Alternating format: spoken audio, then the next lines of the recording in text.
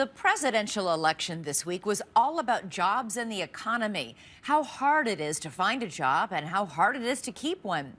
So with workplace insecurity at such a high, is it any wonder that workers of the world are melting down, acting up and freaking out? What's new in the world of 9 to 5 will make you want to call 911. YouTube makes it look like the American workforce is on the edge of a nervous breakdown. Workers of the world rising up against infuriating workplace oppression, the tyranny of bulky computers, paperless printers, and annoying co-workers. I think there's a lot of rage.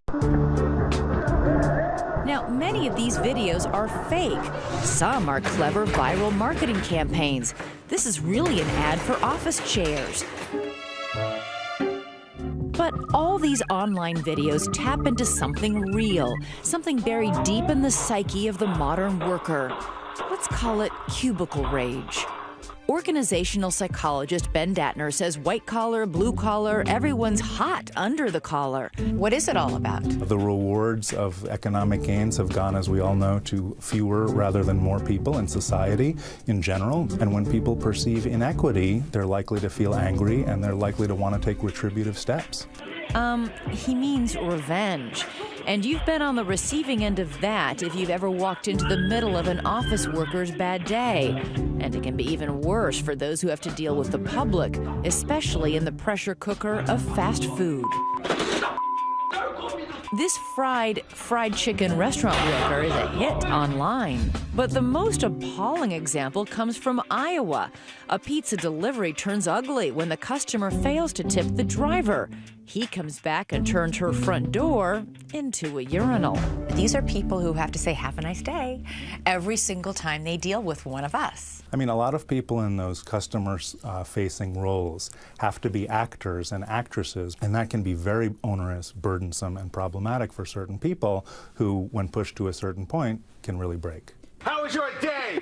Dave Heiner worked in a well-known video game chain store in New York. A coworker captured his state of mind the day after Christmas 2009. You know, my anger frustration was building through the day. I was trying to be very polite to the people as they came and went.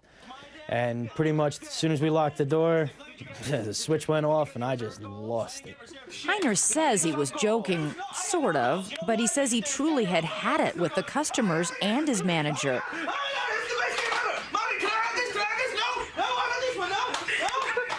I bottled it up all day, and finally my glass jar just shattered, and out it came.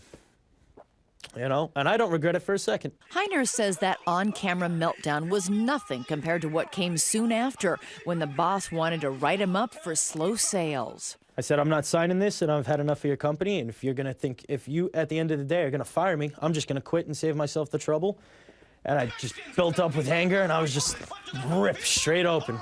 I pretty much just ripped my shirt in half. I was like, I'm done with your company. I ripped it straight down the middle, just boom. I said, this is what I think of you guys. Took it off. I said, you can take a job, shove it, threw it in his face, walked right out the door. And when it comes to some deliverymen who are supposed to bring things to your door, everything is airmail. A delivery worker venting on YouTube that stress can lead to this kind of destruction. Eventually, I had to become that person. I had to become the person to just completely destroy stuff. Destruction and drama. It happens as easily in the boardroom as it does in the break room. Take it from one of the stars of the business reality show Shark Tank, billionaire Mark Cuban. I had a partner who was the exact opposite of me, which worked well 99% of the time. But there were times when we'd have closed the door behind us sometimes and just have knockdown, drag-out, screaming matches because we disagreed about how to do business. But why is it that grown adults can act like children in the office? The workplace is a powerful social situation, so we come to react to each other as if we were pseudo-siblings, as if our boss was a pseudo-parent. The workplace can be a big happy family, or the workplace can be a big dysfunctional family. When your office is a classroom, it's inevitable that your colleagues are going to act like children, but sometimes it is the grown-up in the room with issues. Modesto High, California. The class, Algebra 2. The problem, anger management. I just saw you sitting there pulling it off. And the bad behavior isn't limited to all these videos on YouTube. According to one survey, 42% of people are exposed to yelling and verbal abuse on the job.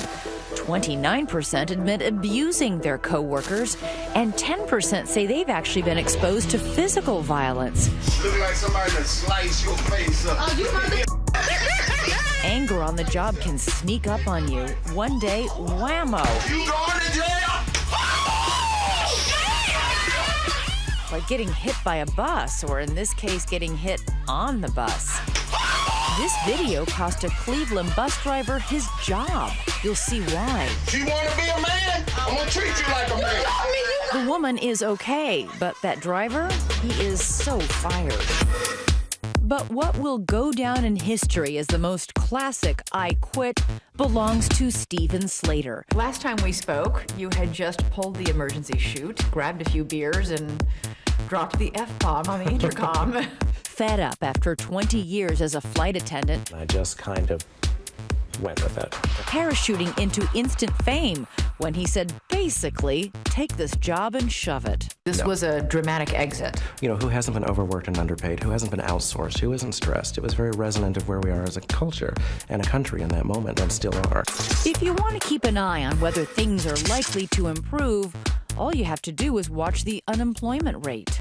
With the economy in the state that it's in, and jobs as scarce as they are, that's got to increase stress. Absolutely. As well as bad behavior. When they feel economically dependent on their job, they're likely to be more rigid, more political, more regressed, more emotional. If you had more people saying, hey, I think you're doing a swell job, I think you're doing a great job, you wouldn't have these people freaking out like me.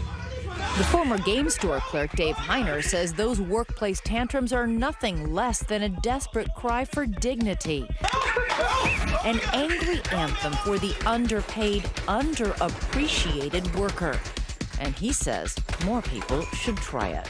Oh, man, you got enough people. I got enough people. I say just let it out. Tell them how you truly feel. Get out of